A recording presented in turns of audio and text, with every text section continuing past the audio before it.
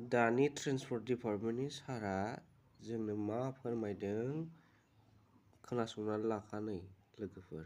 गिबि गिबियावनो आंनि गोसो गोरबोनि खुलुमनायखौ जासिग्रोबाय। जोबोद मोनसे गोनां हाबाफारि लानानै जों नैबे गसाइगाव फैदों।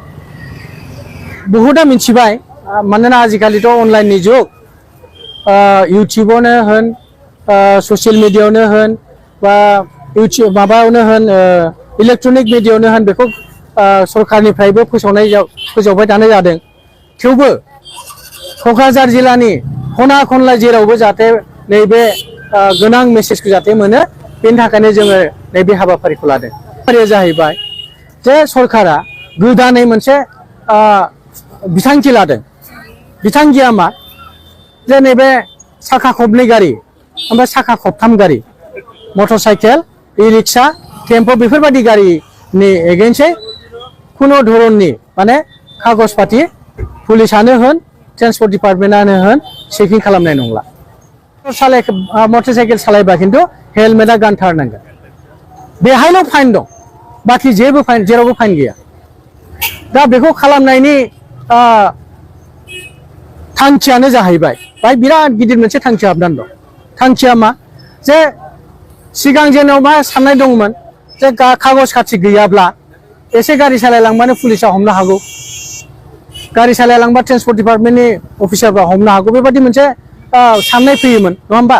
दा गभर्नमेन्टआ होनदों मा, बेफोरबायदि जिथु साननाय, बे साननायखौ दा सोरबा हमगोनखौ बेखौ साननांला। बे जिथु दायित्व, बे जिथु मावनो गोनां खामानि, बेखौ मालायखौ नेयाजासे गावनो मावनानै ला, बेखौ होनदों गभर्नमेन्टआ। दा बेवहाय मोनसे फिसा आं बिदिन्थि होनि, बे जोङो जोंनि आखुखौ सोलायनांसिगौ। माने बिहेभियरेल चेन्ज इन ड्राइभिं अर राइडिं होनदों नालाय, माने जोंनि आखुथायखौ सोलायनांगौ। माब्रै?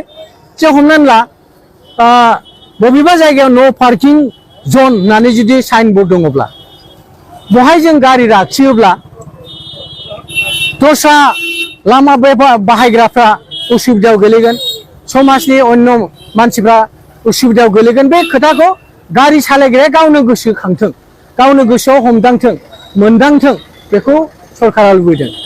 गारिखौ गोबारै सालायोब्ला बहाबा एक्सिडेन्ट जागोन, एक्सिडेन्ट जानानै खर' गावनो हागौ, आथिं बायनो हागौ, थैगुनो हागौ।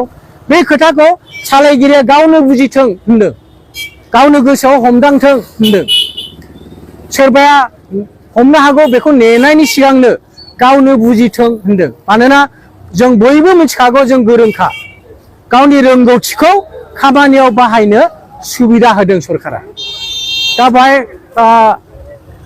माब्रै जोङो जोंनि आखुथायखौ मानो सोलायनांगौ होनदों, जे जों गासिबो गोरोंखा। मोनसे आरो आं बिदिन्थि होबावनि, बिदिन्थिया जाहैबाय जोंथ' गासिबो गोरोंखायानो, इडुकेटेड जोबसै दानि जुगाव। थ' हमनानै ला जों मालाब्ला दस्रा देशआव थाङोब्ला, बारा गोजानखौनो थांला आङो, भुटानाव। जोङो सरलपारा बारबानो, दादगिरि बारबानो भुटानाव हाबनाय लोगो लोगो जों गावखौनो बिराद गोरों बादि देखाया होमबा?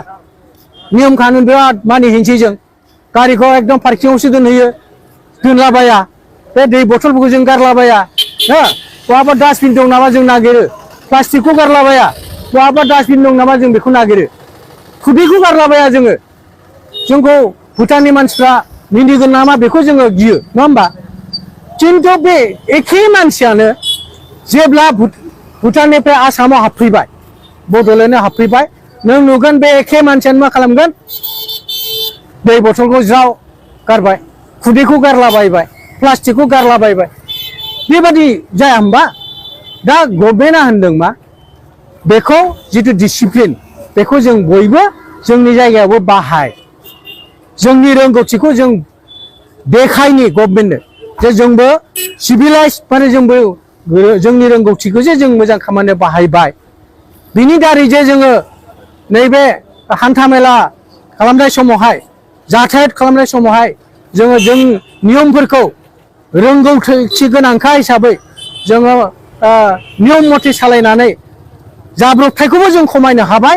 बेखौ जों सरकारनो माने प्रमान खालामनानै देखायनि, जों ज' ज' गासिबो रायजो राजाफ्रा जाहाथे जोंखौ बे खामानियाव हेफाजाब होयो गावखौनो हेफाजाब होनानै लायो बेखौनो जों आसा खालामनानै नैबे गसाइगाव टाउनाव फैदों गोजोन्थों।